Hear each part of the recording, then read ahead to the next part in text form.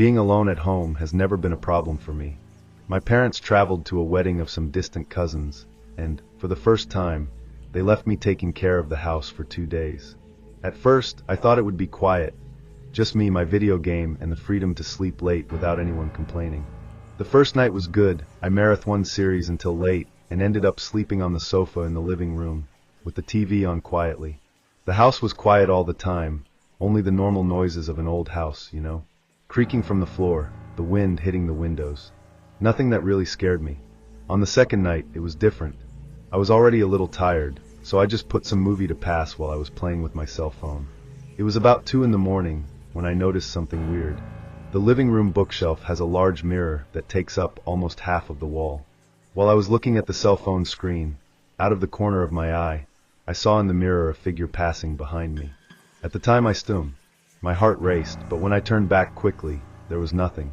The house was the same way, only the movie rolling and that bluish light of the TV flashing in the dark room. I tried to convince myself that it was something in my head, a reflection of TV or what, but even so, I got all goosebumps. I paused the movie and stood on the couch, just listening. The silence was so heavy that it seemed like I could hear my own heart beating in my chest. I looked in the mirror again, trying to force myself to laugh at the situation, but this time, I saw it. There was a silhouette standing on the stairs, looking straight at me. I froze. You couldn't see your face, just the shape of someone there, motionless, as if he was watching me all the time. It took me a few seconds to get around. I took my cell phone with shaking hands and called my parents, but of course they didn't answer. I was thinking about running to the street, but what if there was someone there? What if I crossed paths with this person on the way? I decided to lock the living room door, which gave access to the stairs, and locked myself inside. I called the police, shaking so much that I could barely explain what was happening. He just said that there was someone inside the house, and that I was alone, asking for God's sake to send a car quickly. While waiting for the police, I sat on the floor, leaning against the wall opposite the door, with the phone still in my hand. Every second that passed, it seemed that time dragged on. The house was in a surreal silence, but I swore that I heard light steps coming from above, as if someone was walking barefoot on the carpet in the hallway. I kept looking at the gap under the door, expecting to see some shadow approaching. It was the worst kind of fear I've ever felt, that fear that doesn't even let you breathe properly. When I finally heard the siren approaching, it was as if I had been able to move my body again. I ran to unlock the front door, and left almost tripping over my own feet. The police told me to stay outside while they entered. I stayed there, hugging myself, trying to understand if it was all real, or if I was freaking out. After a few minutes, one of the policemen came out calling me, and asked me if the back door used to be open, because they had found wet footprints entering through it, but none coming out. They asked if I had noticed any broken windows or signs of break-in, but I didn't have any of that. The back door was just leaning, as if someone had entered without making noise, and then simply decided not to leave. Seeing the serious expression of the policemen scared me even more, because even they seemed uncomfortable with the situation. One of them commented, a little sideways, that it was strange that they had not found anyone inside the house, considering the recent footprints and the fact that everything was still damp. After they searched everything and said they didn't find anything abnormal, they let me in to get some things and suggested that I spend the night somewhere else, at least until my parents come back. I didn't even think twice. I took the cell phone charger, a change of clothes, and went straight to my aunt's house, who lived a few blocks away. I spent the rest of the night awake, looking at the windows and jumping in fright at every noise. I knew I had seen something, and that it hadn't been imagination. The next day, I went back to the house with my father, since they had returned from a trip earlier after I told them what happened. The first thing he noticed was the back door. It still had mud marks on the kitchen floor. We followed the tracks to the living room, and I pointed exactly where I had seen the figure in the mirror. My father tried to calm me down, saying that it could be some bad joke or some neighbor invading, but, honestly, none of this made sense. The house was all locked, and the electric fence worked perfectly. Later that same day, the police contacted. They reviewed the images of the security camera of a house on the back street. And to our surprise, they saw a guy jumping the wall of the backyard of our house, exactly on the night it all happened. The problem is that the camera only caught him entering. There was no record of him leaving, neither in the back nor in front or anything. And to this day, no one knows who that guy was or what he wanted that night. Since then, I've never been able to be alone at home in a good way. Any mirror I see at a glance already gives me goosebumps, as if I were going to see another silhouette standing behind me. My parents reinforced the security of the house, installed more cameras, changed locks, but the feeling that something was left there never went away. I also could never trust the reflection I see again. I always wonder if, that time, I really saw someone, or something that got stuck here. Sometimes, when I'm alone and pass through the room, I feel like there's someone looking at me, standing in the same corner of the stairs. No matter how much time has passed, that feeling of dread comes back every time.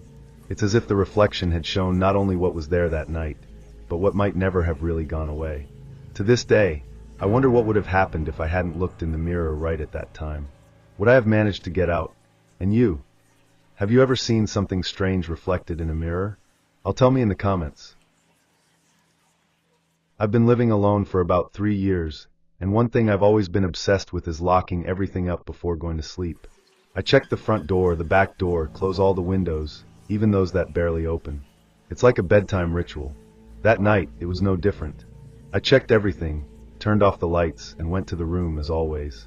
But around 3 in the morning, I woke up in a strange way, as if my body knew there was something wrong. That's when I heard a click, very low, coming from the direction of the kitchen.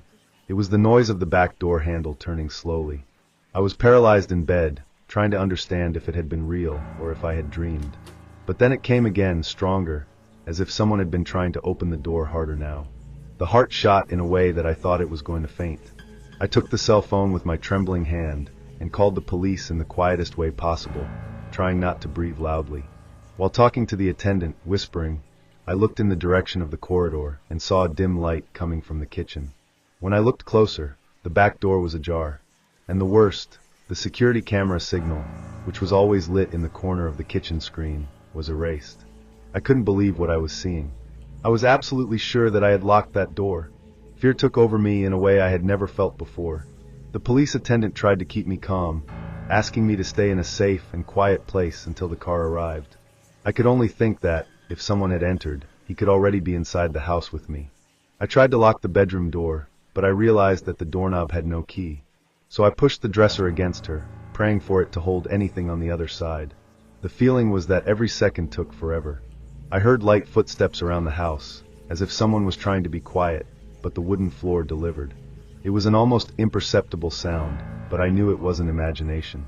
I shrinked in a corner between the bed and the wall, holding the cell phone so tightly that my fingers were numb. The attendant told me to stay on the line, saying that the police were already on their way, but it seemed that they would never arrive. I wondered if the person knew where I was hiding, if he was already hearing me breathing. A few minutes later, which seemed like hours to me, I heard a loud noise coming from the kitchen, as if someone had hit something or kicked a piece of furniture. My heart almost came out of my mouth. I covered my mouth with my hand, so as not to make any sound. That's when I heard hurried steps towards the corridor. It seemed that the person was looking for me, opening doors, walking from one side to the other. I was shaking so much that I could barely hold my cell phone. The attendant told me to be quiet and that the police were very close, but I was already imagining the worst. Suddenly, the light in the living room turned on. I saw the flash invade the corridor through the little trek between the floor and the bedroom door. Someone's shadow passed very slowly in front of the door. It was as if I was trying to hear if there was someone in there. I swear that at that moment I thought I was going to faint from so much fear. I had nowhere to run. My bedroom window was small and had a railing. I could only hope the police arrived soon. Every step of that invader echoed inside my head, as if the whole house was breathing along with him. I was already almost out of breath, thinking that maybe it was the end. But suddenly, the sound in the kitchen stopped. The silence was so heavy that you could hear your own heart beating. I didn't know if I was still dreaming or if it was really happening. But soon after, the sound of the back doorknob turning again. This time calmly, as if the person was testing if they were really locked up. I didn't know what to do. I stood still, telling myself that, if I made the slightest noise, it could be the last thing I would do. That's when I heard a different sound, coming from outside. It was the siren of a car, far away. But even so, a relief took over me. I knew the police were coming, but I had no idea how long I would still have to wait until everything was over. Before I could sue, the back door was opened. Not in an aggressive way, but with a frightening calm. And there, at that moment, everything seemed to have stopped until the time. I didn't know if there was someone on the other side or if the person was just waiting to take me by surprise. I couldn't hear anything anymore, but the weight of the tension was so great that I could barely breathe. The silence was like a knife cutting the air. It was only then that I saw the car lights illuminating the outside of the house. I could hardly believe it. I was so paralyzed with fear that when the police arrived, I couldn't even scream. They entered the house in a second, and I heard them going up the stairs, searching everything. When they finally entered my room, I no longer knew what to say. They just hugged me, telling me that I was safe, but that, in reality, what they had found in the kitchen was not normal. What they found was something I never imagined. The camera system I thought I had turned off was intact, but it wasn't just a defect. In the images, a silhouette of a person entering through the back door and leaving without taking anything. But when the police looked at the monitor, the person's face was blurred, as if something or someone had manipulated the recording. After that, I never went back to live there. The police never found anything, neither the person, nor an explanation about what happened that night. All I know is that something or someone knew exactly where I was. Have you ever been through something as strange and inexplicable as this? What would you do if you were in my place? It was an ordinary night. I was alone at home, studying for an important exam. It was already 10 p.m. when I heard a loud knock on the door. I found it strange because I didn't expect anyone. I looked out the window, but I didn't recognize the car in front of the house. When I went to open the curtain to see better, a man was standing there with the food box in his hands. I hadn't asked for anything. My eyes went straight to the car number, trying to understand if it was a delivery error. The guy looked at me with a strange expression, as if he knew I was there, but didn't say anything. He just repeated, "It's an order to this address." I refused, of course, but he insisted. The situation began to get strange and uncomfortable. I didn't know what to do. The delivery man's insistence was making me nervous, and the feeling that something was not right increased every second. I decided to check through the side window of the room, to see if I could identify any detail that explained that. That's when I saw the other two men squatting, hiding behind the car, trying to stay out of sight. My stomach turned with fear. I didn't know if they were just people waiting to scare me, or if I was about to be a victim of something much more serious. The guy at the door was still staring at me, as if he was waiting for me to open it. I turned off the lights in the house and ran to the cell phone, calling the police. My heart was beating so fast that it felt like it was about to jump out of my mouth. I already knew, from the operator's tone of voice, that this was not something isolated. They had already acted in other neighborhoods, posing as delivery men and invading houses. The police arrived in minutes, but it seemed that, for me, the hours had dragged on. I was in shock, still looking out the window, trying to see any movement that would confirm my worst fears. When the police arrived at the door, the men had already disappeared. The delivery man was in his car, but when the police went to him, he claimed that he was just doing the work, not knowing that the address was wrong. The scariest thing is that there was no food in the box. The police made a patrol in the neighborhood, but the other two men were never found. In a few minutes, they asked me not to leave the house and reinforced the alert to the neighbors. I felt completely vulnerable, as if I had narrowly escaped something much worse. In the following days, I couldn't stay calm anymore. Every time I heard a noise, my body automatically reacted with a feeling of panic. I checked the doors and windows repeatedly, even for no reason. The idea that those men could come back was something that consumed me. I received a call from the police days later, saying that the two men who were hiding behind the car were known in other neighborhoods for similar crimes. I couldn't sleep properly for weeks, and every time someone knocked on my door, my heart raced. I tried to rationalize, tell myself that it was just a delivery mistake, but what I saw, what I felt, didn't leave my head. The strangest thing of all was the fact that I never saw those men or heard about them again. To this day, I wonder what would have happened if I hadn't called the police, opened the door, or let the men in. Maybe I never knew. What really disturbed me was the idea that if someone had done this before, they could do it again, anywhere. Every time I passed through the door or window, I felt that chill down my spine, as if they were watching me. I was even afraid to leave the house, even knowing that the police were already aware and the case had been investigated. Something told me that it had not only been a mistake, but a warning. I tried to move on with my life, as if nothing had happened, but I could never look at the deliveries in the same way. Even when someone knocked on the door for a legitimate delivery, I was tense, hesitating before opening. That episode left a mark on me. He asked me all the time, and if I had been next. The worst thing is that, as time passed, I discovered that similar stories began to emerge in other cities. People reporting strange delivery people, cars parked in unusual places, and always someone waiting to invade. What started as something isolated seemed to be spreading. Deep down, I knew those men were still out there, just waiting for the right moment to act again. The feeling of being followed or watched never left me. Even when I moved to a new place, the fear continued, like a shadow that did not fall apart. I began to realize that every time something strange happened, like a car parked for a long time on the street, I got nervous, agitated. I knew I was paranoid, but something inside me insisted on alerting me, telling me to stay alert, to always be prepared. I tried to know more about the criminals in my area, investigated any related news, as if a piece of truth could give me some sense of control, but I could never find anything that explained what happened to me that night. The situation got even stranger when, months later, I received a notification from a friend of mine, who lives in a nearby neighborhood. He sent me a picture of a car parked in front of his house, with the lights off. The car was exactly the same model as the delivery man the night I was almost invaded. He didn't know what was happening, but he was scared by the coincidence.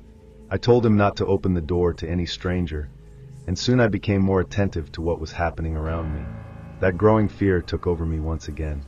It wasn't just paranoia. Something was happening, and I didn't know what else to do to protect myself. The situation took an even more disturbing turn when, weeks later, I discovered that my neighbor, a lady who lived alone, had been invaded during the night. She told the police that the attackers entered through the back door, as if they knew exactly where they were going. The most terrifying thing is that she hadn't asked for anything, but they seemed to have detailed information about her house, as if they had followed her habits. That's when I realized something even more macabre. The criminals were not just invading houses, they were studying the victims, watching, waiting for the right moment to act. This made me understand that what happened to me was not a simple mistake. It was part of something much bigger and more meticulous. The days passed, and the fear only increased. Every time I heard a strange sound at night, my heart accelerated. I was unable to go back to sleep peacefully. The feeling that something was about to happen never left me. I knew the gang men were still somewhere, watching, waiting. I was obsessed with the idea that they could be lurking, planning the next invasion, and I simply didn't know what else I could do to protect myself. I changed the front door lock, installed security cameras, and even consulted a security company. But deep down, I knew that none of this could guarantee my safety. What haunted me was the idea that I could be a victim at any time, without warning, as happened to other people. The worst, however, happened on an ordinary night. I was at home, alone, when I heard a loud knock on the door. I almost fell out of the chair, my heart beating 1,000. I looked out the side window, and there was the car parked with the lights off. My body froze with fear, and I knew exactly what to do. I turned off the lights, hid behind the couch, and called the police, trembling with nervousness. Minutes dragged on like hours, until finally the police arrived. When they got out of the car was empty. No sign of the delivery man, no sign of anyone else. The police didn't find any clues, but they assured me that they would make more rounds in the area.